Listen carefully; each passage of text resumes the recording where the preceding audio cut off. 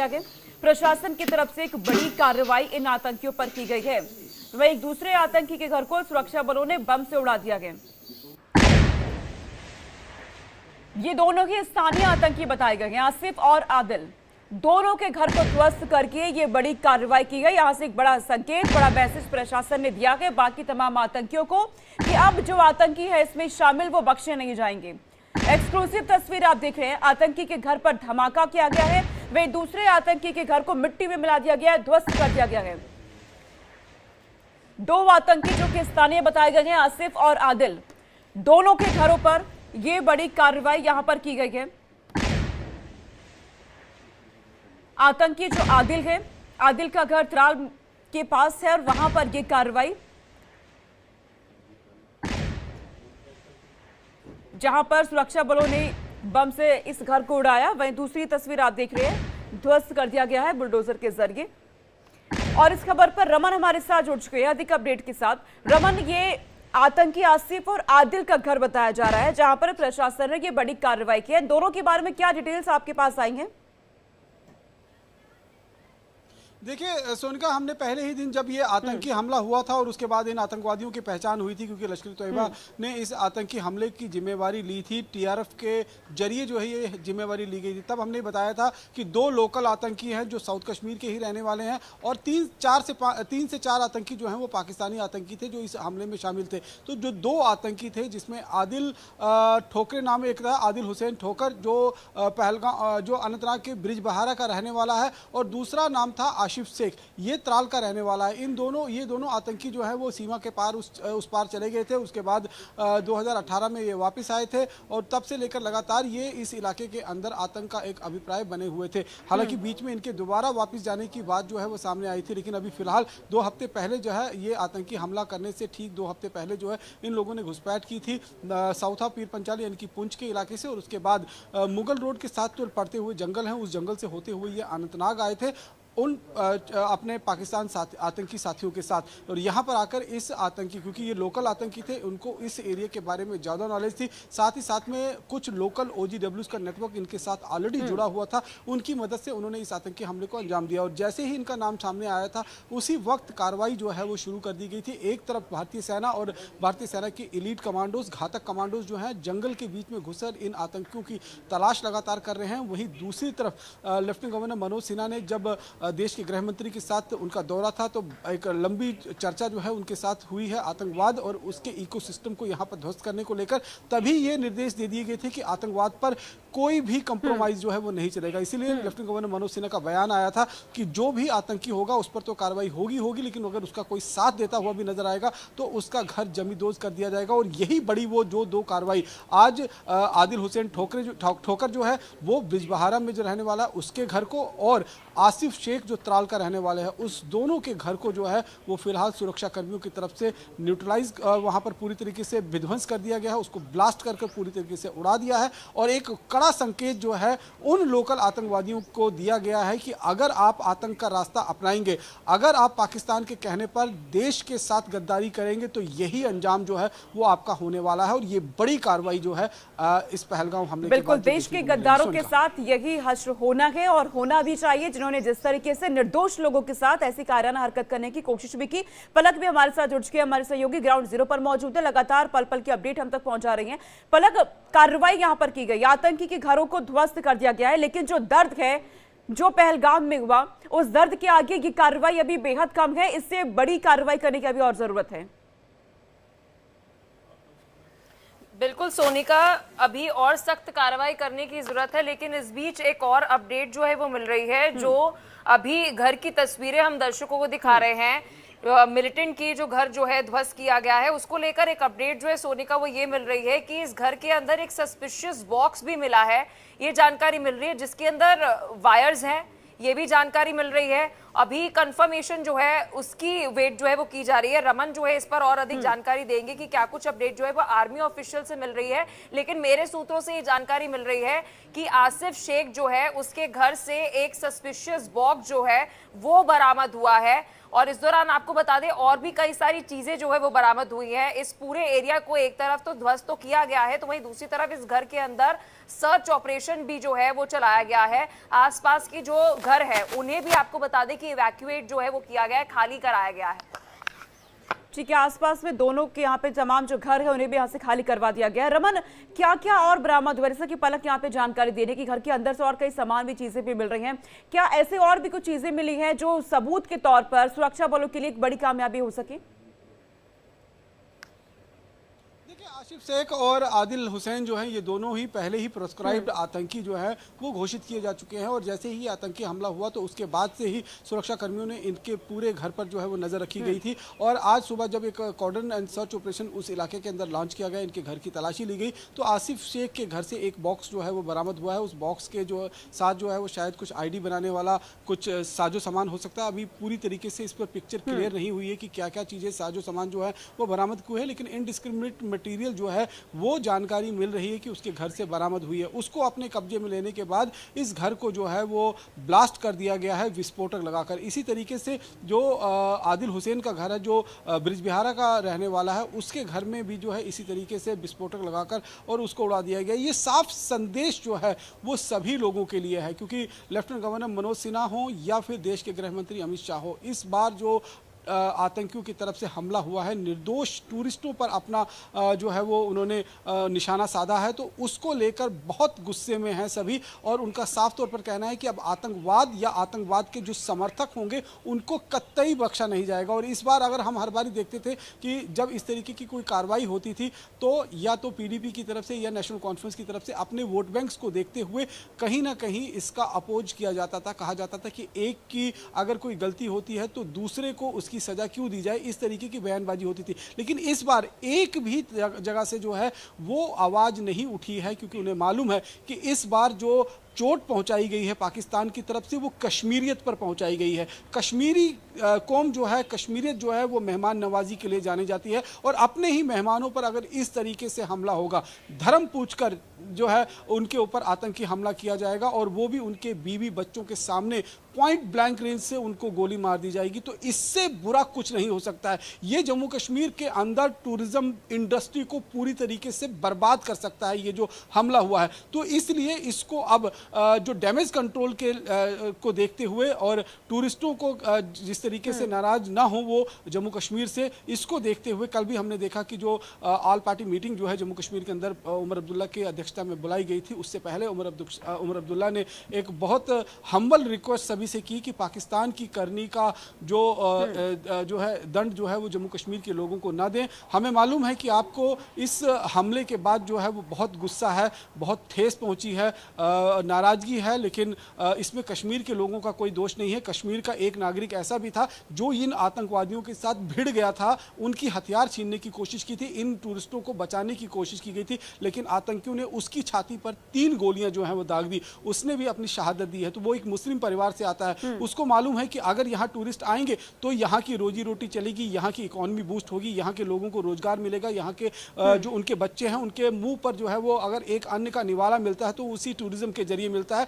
अगर टूरिस्ट नहीं आएंगे तो 2 दिन से आप देख लीजिए पहलगांव की गलियां जो हैं वो पूरी तरीके से सूनी पड़ी हुई हैं, एक व्यक्ति भी वहां पर नजर नहीं आ रहा है। डर का माहौल बहुत ज्यादा है। लेकिन मुझे उम्मीद है कि भारत के लोग जो हैं, देश के लोग हैं, चाहे उनके ऊपर इतना बड़ा एक कुठाराघात हुआ है, एक हमला हुआ है, लेकिन बिल्कुल, और ऐसे घड़ी में देश के लोग इस वक्त एक साथ खड़े हैं। भले ही पहलगाम में लोग मौजूद नहीं है, लेकिन वहां के दुख और दर्द को, वहां की तकलीफ क्या उसे समझ पा रहे हैं। मैं आप दोनों के पास लौटूंगी। एक बड़ी खबर सामने आ रही है इस वक्त, पहलगाम आतंकी हमले का दिल्ली में अब विरोध हो रहा है। व्यापारी संगठनों ने बंद का ऐलान कर दिया है। राजधानी दिल्ली के सभी बाजार आज बंद है। जगह जगह विरोध प्रदर्शन और कैंडल मार्च निकाले जा रहे हैं। लोगों से हालांकि शांति बनाए रखने की अपील लगातार प्रशासन की ओर से की जा रही है, लेकिन पहलगाम में जिस तरह से आतंकी हमला हुआ, टूरिस्ट पर यह हमला किया गया, आम लोगों को निशाना यहां बनाया गया, पहली बार इस तरह का यह हमला हुआ है। जम्मू कश्मीर में इससे पहले जो आतंकी हैं वो सुरक्षा बलों को निशाना बनाते थे, जवानों को बनाते थे, वहां के जो कर्मचारी काम करते हैं उनको टारगेट किया जाता रहा। लेकिन आम लोगों पर, वो लोग जो दूर दराज से वहां पर घूमने पहुंचे हुए थे, विदेशों से लोग वहां पहुंचते हैं घूमने के लिए। पहलगाम एक ऐसी जगह है जो सबसे ज्यादा सेफ मानी जाती थी, वहां पर आतंकियों ने ऐसी कायरतापूर्ण हरकत को अंजाम दिया और ऐसे में अब इसका विरोध लगातार हो रहा है, दिल्ली से लेकर अलग अलग इलाकों में भी। और अब व्यापारी संगठनों ने बंद का ऐलान कर दिया। इस खबर पर हमारे सहयोगी हमारे साथ बने हुए हैं और अखंड भी हमारे साथ अब जुड़ चुके हैं। अखंड, मैं आपका रुख पहले कर रही हूँ, दिल्ली में तो हम देख रहे हैं विरोध प्रदर्शन हो रहे हैं। अखंड, वहां पर जहां आप मौजूद है क्या तस्वीर है, क्योंकि व्यापारी संगठनों ने भी अब बंद का ऐलान कर दिया है। देखिए, बंद का ऐलान तो नहीं हुआ है लखनऊ में, लेकिन ये जरूर है कि जो विरोध प्रदर्शन है वो विरोध प्रदर्शन लगातार 2 दिनों से चल रहा है। तमाम संगठन, चाहे वो व्यापार से जुड़े हुए हों, चाहे एनजीओज हों, चाहे सामान्य लोगों का अपना ग्रुप हो, तो वो सभी अलग अलग तरीके से सोशल मीडिया से लेकर सड़क तक वो अपना विरोध प्रदर्शन, अपना जो आक्रोश है वो दर्ज करा रहे हैं। तमाम नेताओं के बयान जो आए हैं, चाहे वो विपक्ष के नेता हों, चाहे वो सत्ता पक्ष के, वो भी इसकी मजामत कर रहे हैं, इसका विरोध कर रहे हैं, इसके अगर कहा जाए इसकी निंदा कर रहे हैं। इन सारी चीजों के बीच में ये जरूर है कि सुरक्षा के इंतजामात पूरे पुख्ता किए जा रहे हैं। रेलवे स्टेशन, एयरपोर्ट, बस अड्डे, शॉपिंग मॉल्स, इस तरीके की जो जगह है वहां पे विशेष रूप से निगरानी बरती जा रही है। सीसीटीवी सर्विलांस को और ज्यादा एक्टिव किया गया है। इंटेलिजेंस को, जो लोकल इंटेलिजेंस, इसको MLIU बोलते हैं, उसको और ज्यादा एक्टिव किया गया है। और इसके अलावा तमाम जगहों पे नजर रखी जा रही है कि कहीं कोई ऐसी बात तो नहीं हो रही है। सोशल मीडिया पे खासतौर पे नजर रखी जा रही है साइबर टीम की तरफ से कि कहीं कोई इनपुट इस तरीके का तो नहीं आ रहा है जो कहीं माहौल को खराब करने की कोशिश कर सके, या फिर ऐसा कुछ ऐसा आ रहा हो जिससे कि आतंकी हमलों का कोई इस तरीके का जुड़ाव कहीं मिल रहा हो उत्तर प्रदेश में किसी भी जगह से, तो उसको भी खासतौर पर ध्यान रखा जा रहा है। STF, ATF, ये सभी अपने जो पूरी मुस्तैदी के साथ अपने काम में जुटे हुए हैं। तो ये सारी चीजें लगातार चल रही हैं। और DGP ने भी इस बात को लेके कल बयान दिया था कि कल उन्होंने कहा था कि ये सारी चीजें हम लोग अपनी पूरी प्रैक्टिस में ला रहे हैं, हम एक एक जगह पे नजर रख रहे हैं। वहीं दूसरी तरफ मुख्यमंत्री योगी आदित्यनाथ ने जिस तरीके से कल शिवम के घर पहुंच के, जो कानपुर में जिनको आतंकियों ने गोली मार दी थी, उनकी पत्नी उनकी शादी 3 महीने पहले हुई थी, उनके घर पहुंचे थे, कैबिनेट के साथ अपने पहुंचे थे, तमाम कैबिनेट के उनके साथ ही थे, उत्तर प्रदेश के बीजेपी अध्यक्ष उनके साथ थे, भूपेंद्र सिंह चौधरी। तो उन सभी लोगों ने इस तरीके का जो बयान दिया है उससे ये पता चलता है कि आक्रोश कितना ज्यादा है।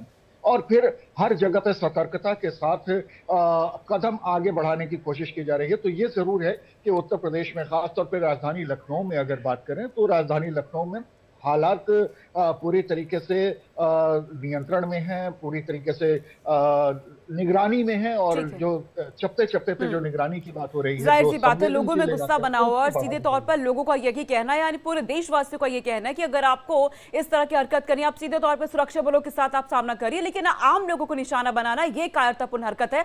पलक, व्यापारी संगठन भी अब बंद का ऐलान कर रहे हैं राजधानी दिल्ली में ही, क्योंकि आप तो मौजूद है वहीं पर। आपने किस तरह की तस्वीरें देखी है? बाजार दिल्ली की जिनके लिए कहा जाता है कि आपके लिए कदम रखने की जगह नहीं मिलेगी अगर आप बाजारों में पहुंच जाएंगे, ये बाजार आज सूने पड़े हैं।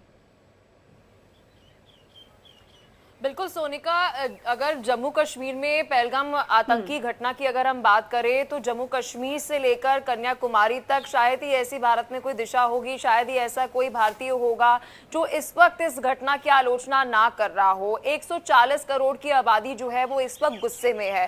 खासतौर पर अगर हम बात करें दिल्ली की, तो जो दिल्ली में व्यापारी हैं वो इसको लेकर बहुत ज्यादा गुस्से में है। दिल्ली की अगर हम बात करें, दिल्ली के सदर बाजार में व्यापारी संगठन की बात करें, करोल बाग में अगर हम बात करें, तो जितने भी दिल्ली के वहां पर जो पूरी मार्केट है करोल बाग की, वहां पर भी जो प्रधान है उन्होंने इस बारे में भी जानकारी दी कि जम्मू कश्मीर में जिस तरह से ये घटना हुई है, पूरा व्यापारी संगठन जो है वो आक्रोश में है। और इस वक्त सोनिका एक बड़ी अपडेट ये भी दे देती है आपको कि एक तरफ तो व्यापारी जो है और आम नागरिकों की अगर हम बात करें, क्योंकि देखिए वो तो आक्रोश में है ही, अलग अलग जगहों से विरोध प्रदर्शन की तस्वीरें भी जो है वो सामने आई, लेकिन दिल्ली से एक और बड़ी अपडेट जो है वो दर्शकों को दे देते हैं। आज गृह मंत्री अमित शाह जो है एक बहुत ही हाई लेवल मीटिंग जो है वो करेंगे, क्योंकि लगातार हम पिछले 3 दिनों से देख रहे हैं कि होम मिनिस्टर जो है वो बहुत ज्यादा एक्टिव जो है वो नजर आ रहे हैं। इंडस वैली ट्रिटी जो है जिसे स्थगित किया गया है, इसको लेकर बता दें कि एक बहुत ही महत्वपूर्ण बैठक जो है वो आज जल शक्ति मंत्री CR पाटिल के साथ जो है वो वो होगी। और साथ ही जानकारी जो है वो ये भी मिल रही है कि इस बैठक के अंदर कई सारे वरिष्ठ केंद्रीय मंत्री भी जो है वो शामिल होंगे, क्योंकि जैसे ही इंडस वैली ट्रीटी जो है उसे स्थगित किया गया, फिर उसके बाद भारत ने पाकिस्तान को सिंधु जल संधि को स्थगित करने के लिए जो है जानकारी आधिकारिक तौर पर भी दी। इसके बाद अब किस तरह से पानी रोका जाएगा, इसको लेकर जो है पूरी रणनीति जो है वो बनाई जा रही है। कहां कहां पर डैम्स है, क्योंकि कहा जा रहा है कि 20 से 30% तक जो पानी है अभी जो मौजूदा हमारे पास डैम का जो इंफ्रास्ट्रक्चर है, सिस्टम है, 30% पानी जो आसानी से जो है वो रोका जा सकेगा। और इसका सीधा असर जो है वो 90% जो कृषि क्षेत्र है पाकिस्तान का उस पर पड़ते हुए नजर आएगा। ठीक है, यहाँ पे नहीं कहने की अभी, क्योंकि जिस तरीके से पिछले इतिहास पर अगर हम नजर डालते हैं रमन, तो जो जब इस तरीके से हरकत की गई है, चाहे उरी की बात करें चाहे पुलवामा की हम बात करें, कुछ दिन रुक करके भारत सरकार ने जो एक्शन लिया वो बहुत बड़ा एक्शन था। अब ये माना जाए कि भारत सरकार एक और एक्शन की तैयारी कर रही है, कुछ दिन और इंतजार हमें करना होगा किस तरीके से वो बड़ी कार्रवाई होगी। देखिए, डिप्लोमेटिक तरीके से तो स्ट्राइक जो है वो भारत सरकार की तरफ से शुरू कर दी गई है, लेकिन जो मिलिट्री एक्शन होगा वो बहुत सोच समझ कर लिया जाएगा, क्योंकि इस समय पाकिस्तान जो है वो हाई अलर्ट पर है। पाकिस्तान की सेना को हाई अलर्ट पर रखा गया है, पाकिस्तान की वायुसेना को हाई अलर्ट पर रखा गया है। तो जो हमला करना होगा वो बहुत सोच समझ कर एक रणनीति बनाकर जो है वो कार्रवाई करनी होगी, ताकि उसमें अपना नुकसान ना हो और जो सबक दुश्मन को सिखाना है उसको भी पूरी तरीके से सिखाया जाए। अब ये जो मिलिट्री एक्शन है वो थल सेना की तरफ से होगा, वायुसेना की तरफ से होगा, या फिर जल सेना की तरफ से, यानी कि नेवी, एयरफोर्स या फिर आर्मी की तरफ से ये, या फिर ये तीनों एक साथ मिलकर जो है कोई बड़ा एक्शन लेंगे। इस पर जो है वो सस्पेंस बरकरार है और सिर्फ प्रधानमंत्री को इसके बारे में जानकारी है कि आखिरकार वो करना क्या चाहते हैं, किस तरीके से देश की जनता को वो न्याय दिलाएंगे। पाकिस्तान से जो आए हुए आतंकी हैं और उनके समर्थक हैं, उनको जिस तरीके से ट्रेंड करने वाले हैं या फिर जिनके कहने पर इस आतंकी हमले को अंजाम दिया गया था, उनको किस तरीके से सबक सिखाना है, वो पूरी तैयारी जो है वो भारतीय सेना, वायुसेना और नेवी को करने के लिए कह दिया गया है। लेकिन जो टाइम होगा, किस टाइम पर इस एक्शन को आगे हमने बढ़ाना है, वो प्रधानमंत्री नरेंद्र मोदी और एनएसए अजीत डोभाल के साथ साथ जो बहुत खास गिने चुने लोग हैं उनकी जानकारी में होगा, और एक उचित समय पर ये एक्शन जो है वो आपको देखने को मिलेगा। एक्शन जरूर होगा। ये देश की जनता को कल प्रधानमंत्री ने बिहार की जो है धरती से स्पष्ट कह दिया है कि ऐसा जो है वो हमें पनिशमेंट देनी है कि जो उन्होंने कल्पना भी नहीं की होगी, कि यानी कि ऐसा हम प्रहार करेंगे जिसकी पाकिस्तान ने कल्पना भी नहीं की होगी। उसका स्ट्रेटेजिकल तरीके से, डिप्लोमेटिक तरीके से देखें तो जो इंडस वाटर ट्रीटी को सस्पेंड किया गया है, पाकिस्तान ने ये सोचा भी नहीं होगा, क्योंकि इस ट्रीटी जो 17 अप्रैल 1960 में हुई थी, इस ट्रीटी के बाद तीन जंगें, सन 1965 में पाकिस्तान के साथ जंग हुई, इस ट्रीटी को कोई फर्क नहीं पड़ा। सन 1971 में पाकिस्तान के 2 टुकड़े किए गए, पाकिस्तान के साथ जो है वो जंग हुई, कोई इस पर फर्क नहीं पड़ा। 1999 में कारगिल में पाकिस्तान के जो इन्वेडर्स थे, वो सेना के इन्वेडर्स जो हैं वो घुसपैठ कर कारगिल की पहाड़ियों पर, चोटियों पर आकर बैठ गए। वो करीबन 1 महीने तक लड़ाई लड़ी गई, लेकिन इस ट्रीटी पे कोई फर्क नहीं पड़ा। पुलवामा जैसा आतंकी हमला हुआ, इस ट्रीटी पे कोई फर्क नहीं पड़ा। उड़ी में जो आतंकी हमला हुआ, इस ट्रीटी पे कोई फर्क नहीं पड़ा। लेकिन अब जो पानी है वो सिर से ऊपर चला गया है, इसलिए देश की सरकार ने ये फैसला लिया है कि खून और पानी दोनों एक साथ नहीं बहाया जाएगा। अगर पानी चाहिए तो फिर आतंकवाद पर विराम लगानी पड़ेगी, आतंकवाद के खिलाफ पाकिस्तान को पुरजोर कार्रवाई जो है वो करनी पड़ेगी, और साथ ही साथ में जो देश के बड़े दुश्मन हैं, चाहे वो हाफिज सईद हो या मौलाना असद मजूर हो, उसको भारत को सौंपना होगा, क्योंकि वो भारत के सबसे बड़े गुनाहगार हैं। चाहे 26/11 हो, चाहे पार्लियामेंट अटैक हो, चाहे और कई जो भारत के ऊपर बड़े आतंकी हमले हुए हैं, उनके वो गुनाहगार हैं, और उन गुनाहगारों को भारत सरकार जो है वो अपने तरीके से सजा देगी। जब तक ये नहीं हो जाएगा तब तक हम अब इससे टस से मस होने वाले नहीं है। जो फैसला भारत सरकार ने लिया है, जिस तरीके की कार्रवाई रमन अब हमने देखी, तरीके से, डिजिटल तरीके से, और जिस तरीके की कार्रवाई हम देख रहे हैं आतंकी के घर पर अब यहाँ पे की गई है, जो जिनका लोकल सपोर्ट इन आतंकियों को बना हुआ था आदिल के लिए, तो एक रिपोर्ट में ये भी कहा गया कि 2018 में पाकिस्तान भी गया था और वहां से ट्रेनिंग ली थी बाकायदा, और जो विदेशी आतंकवादी उनकी मदद ही करता भी रखा गया। इससे पहले भी कई जो लोकल सपोर्ट है, जिनको जो वहाँ पे वर्कर्स काम कर रहे थे, उन तक सेना पहुंची, जवान पहुंचे, लेकिन इस तरह की कार्रवाई नहीं की गई थी। ये कार्रवाई ये बता रही है कि जो पर्दे के पीछे बैठे वहां तक तो जाया जाएगा, लेकिन जो लोकल सपोर्ट है उन्हीं के हाथ को अब सीधा काट दिया जाए। देखिए सोनिका, इस कार्रवाई से पहले देश की सरकार ने सभी राजनीतिक पार्टियों को, चाहे वो जम्मू कश्मीर की हो चाहे देश की हो, उनको भरोसे में लिया है, क्योंकि ये कार्रवाई करना अब बहुत ज़्यादा जरूरी हो गया था। ह्यूमन राइट के नाम पर लगातार ये आतंकी संगठन जो हैं वो देश के चाहे जवान हो या देश के आम नागरिकों का लहू बहाते हुए नजर आ रहे थे, और ह्यूमन राइट के नाम पर अपने आप का बचाव जो है वो राजनीतिक तरीके से, जो राजनीतिक रोटियां सेकने वाले नेता हैं उनके माध्यम से अपना बचाव करना जानते थे। लेकिन अब देश की सरकार ने एक बहुत रणनीति के साथ, जिस तरीके से आल पार्टी की बैठक जो है वो दिल्ली में बुलाई गई, आल पार्टी की बैठक जो है वो जम्मू कश्मीर में बुलाई गई, इस पर बाकायदा निंदा किया गया और ये कहा गया कि जो कुछ भारत सरकार इस समय कर रही है, पूरा देश, सभी राजनीतिक पार्टियां बिना किसी अपने पर्सनल एजेंडे को देखते हुए इस कार्रवाई का जो है वो हम समर्थन करेंगे, चाहे वो नेशनल कॉन्फ्रेंस हो चाहे वो पीडीपी हो। कल भी उनकी तरफ से ये बयान आया। कांग्रेस ने भी खुलेआम से कह दिया है कि इस आतंकी घटना के बदला लेने के लिए हम पूरी तरीके से देश की सरकार के साथ खड़े हुए हैं। और आज राहुल गांधी जो हैं वो श्रीनगर का दौरा करने वाले हैं। 11:30 सवा 11 बजे के आसपास में वो अनंतनाग जाकर उन घायलों से मुलाकात करेंगे, उनसे बातचीत करेंगे और उनको ढाढ़स भी बनाने की कोशिश करेंगे कि जो कुछ हुआ है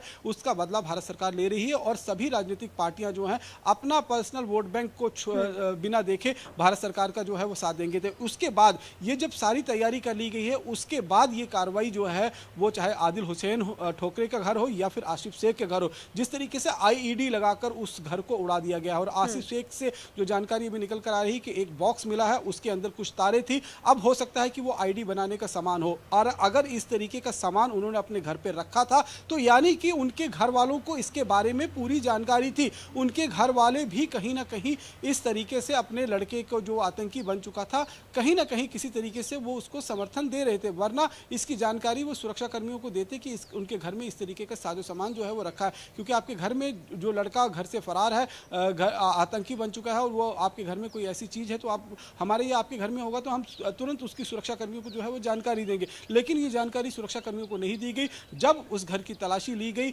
आसिफ शेख के घर की, जो त्राल में पड़ता है, तो वहां पर उसके घर से इंडिस्क्रिमिनेट मटेरियल जो है वो पाया गया। उसके बाद ये बड़ी कार्रवाई की गई है आईडी लगाकर। आदिल हुसैन का घर जो पड़ता है ब्रिजबहारा में और आसिफ शेख जो त्राल में, दोनों के घर पर आईडी लगाकर विस्फोट कर दिया गया, पूरी तरीके से विध्वंस कर एक बड़ा संदेश जो है वो उन सभी आतंक के समर्थक लोगों को दिया गया है कि अगर आप आतंक का साथ देंगे तो आपके साथ भी यही होगा। बिल्कुल, आतंक का न सिर्फ खात्मा किया जाएगा बल्कि जो आतंक का साथ दे रहे हैं उन्हें भी बख्शा नहीं जाएगा। पलक, ये बड़ी बात है जो रमन कह रहे हैं कि जब बैठक हुई है, तमाम राजनीतिक दल एक साथ आए हैं, जिसकी मांग पूरा देशवासी यहाँ पे कर रहे थे, जो लोग चाह रहे थे पूरे देश के लोग कि लोग एक साथ आए, राजनीतिक दल इस बार एक साथ उनकी सहमति बने कि किस तरीके से कार्रवाई करनी है, और वो होता नजर भी आ रहा है। अब बिल्कुल, कार्रवाई कुछ देर पहले सोनिका, मैं और रमन इस बात पर चर्चा कर रहे थे और रमन ने अभी भी इस बात पर जोर दिया, आप भी इस बात का जिक्र करते हुए नजर आई कि देखिए आप मिलिट्री एक्शन जो है वो पाकिस्तान पर ले लेंगे, लेकिन जो विद इन देश के अंदर OGWs है उन पर एक्शन लेना बेहद ज्यादा जरूरी है।